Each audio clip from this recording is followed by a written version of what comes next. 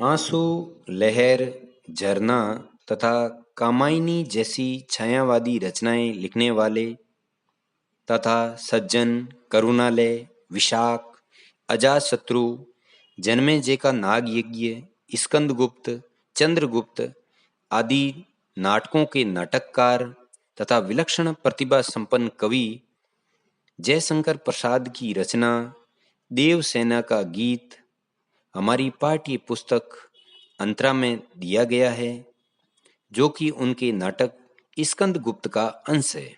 इसमें देवसेना के यौवन तथा जीवन वैभव की पतनोमुखी अवस्था में स्कंदगुप्त आकर विवाह का प्रस्ताव रखता है, जिसे देवसेना अस्वीकार कर देती है तथा अपनी मार्मिक पीड़ा को इस कविता के माध्यम से उद्घाटित करती है। आह वेदना मिली विदाई, अर्थात मेरा अंत वेदना और पीड़ा के साथ हो रहा है। मैंने ब्रह्मवंश जीवन भर जिसका संचय किया, अर्थात जिस यौवन को प्रणय को संचित किया, मधुकरियों की भीख लुटाई। मधुकरी का अर्थ है भिक्षा।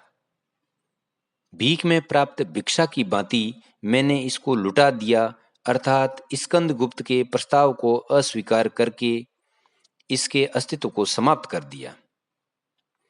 छल छल थे संध्या के श्रम कण, आंसू से गिरते थे प्रतिक्षण। जिस प्रकार दिन भर के थकान के कारण संध्या की नमी उसके श्रम को अभिव्यक्त करती है, उसी भांति देवसेना अपने जीवन भर के संघर्ष के कारण उसके अंतिम पड़ाव में प्रतिक्षण आंसू ही गिरते हैं, अर्थात दुख ही अनुभव करती है। मेरी यात्रा लेती थी नीरवता अनंत अंगड़ाई, अर्थात देवसेना के जीवन का एकांकीपन और खामोशी जीवन भर उसके साथ रही। श्रमित स्वप्न की मधुमाया में, गहन विपिन की तरु छाया में।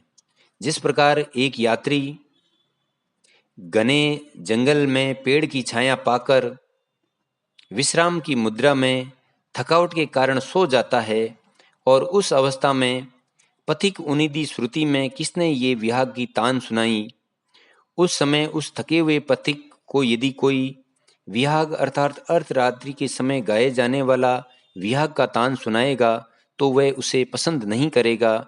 उसी भांति देवसेना का जीवन भी अब संघर्ष और तनाव के कारण थक चुका था, और इस अवस्था में वह स्कंदगुप्त के प्रणय प्रस्ताव को स्वीकार नहीं कर सकती थी, या उसे वो पसंद नहीं आया। लगी सतृण दीठती सबकी, रही बचाए फिरती कब की। देवसेना कहती है कि मैंने लोगों की तृष्णा युक्त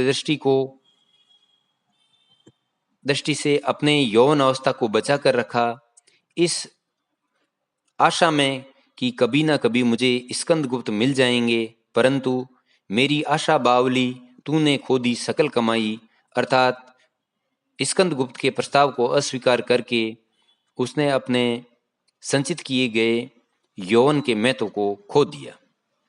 चढ़कर मेरे जीवन पथ पर प्रलय चल रहा अपने पथ पर। देवसेना कहती है कि मेरे जीवन यात्रा में प्रलय हमेशा साथ चलता रहा। मैंने निज दुर्बल पद बल पर उससे आरी होड़ लगाई, परंतु एक स्त्री होने की दुर्बलता के कारण मैंने अपनी हार को निश्चित पाकर भी अपनी हिम्मत को नहीं खोया। लौटा लो ये अपनी धाती, मेरी करुणा हा हा खाती। परंतु अब देवसेना कहती है कि इस जीवन रूपी पूंजी को हे परमात्मा आप वापस ले लीजिए, क्योंकि मेरे दुख की सीमा बढ़ गई है जो मुझे खा रही है। विश्व ना संभलेगा ये मुझसे, इससे मन की लाज गुआई। अब विश्व के दुनिया के तिरस्कारों को मैं स्वीकार नहीं कर सकती, सहन नहीं कर सकती, और मेरी लज्जा समाप्त हो रही है, इसलिए इस जीवन को आप वापस ले लें। धन्यवाद।